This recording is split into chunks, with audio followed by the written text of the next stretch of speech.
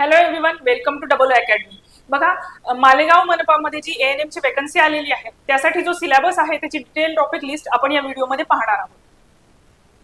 Syllabus पाहण्याआधी बघा, ANM आणि जेएनएम याच्यासाठी बॅचेस अकॅडमीमध्ये सुरू झालेले आहेत. बॅचचे फीचर्स असे आहेत की जे तुमचे प्रिव्हियस इयर क्वेश्चन पेपर आहे त्याचा डिटेल अनालिसिस तुम्हाला प्रोव्हाइड केलं जाणार आहे.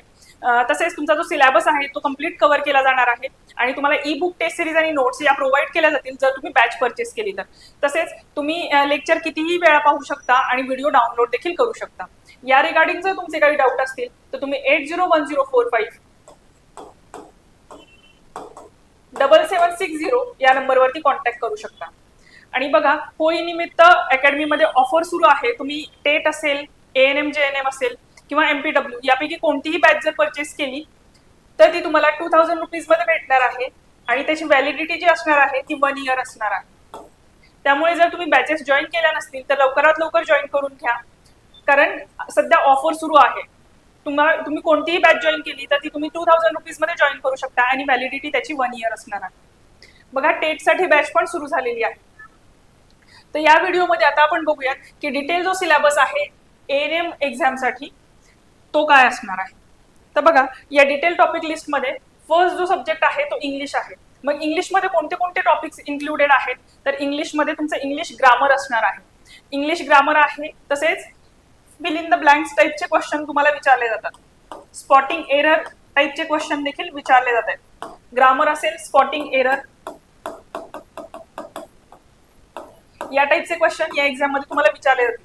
मराठीचा सिलेबस काय असणार आहे तर मराठीमध्ये मराठी व्याकरण असणार आहे, तुमचे म्हणी, तसे समानार्थी शब्द, विरुद्धार्थी शब्द, वाक्यप्रचार, हे सगळ्या जो सिलेबस आहे तो या मराठी या सब्जेक्टमध्ये इन्क्लूड असणार आहे. जनरल नॉलेज मध्ये बघा, करंट अफेअर हा मेन टॉपिक असणार आहे.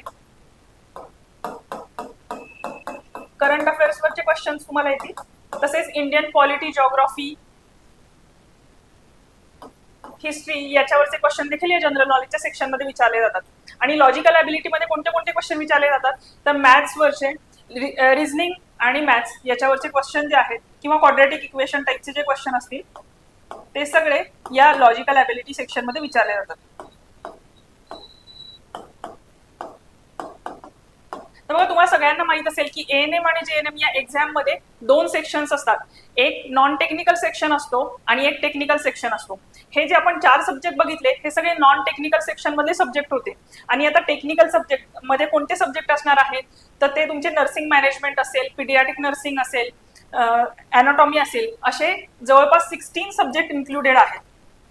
बघा, यामध्ये आपण नॉन टेक्निकल, या व्हिडिओमध्ये आपण नॉन टेक्निकल सब्जेक्ट कोणते आहेत हे याचं डिटेल डिस्कशन केलेलं आहे.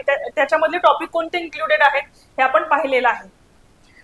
नेक्स्ट व्हिडिओमध्ये आपण जाणून घेणार आहोत जे टेक्निकल सब्जेक्ट आहेत ते 16 टेक्निकल सब्जेक्ट कोणते आहेत आणि त्याचा स्टडी तुम्ही कसा करायला पाहिजे.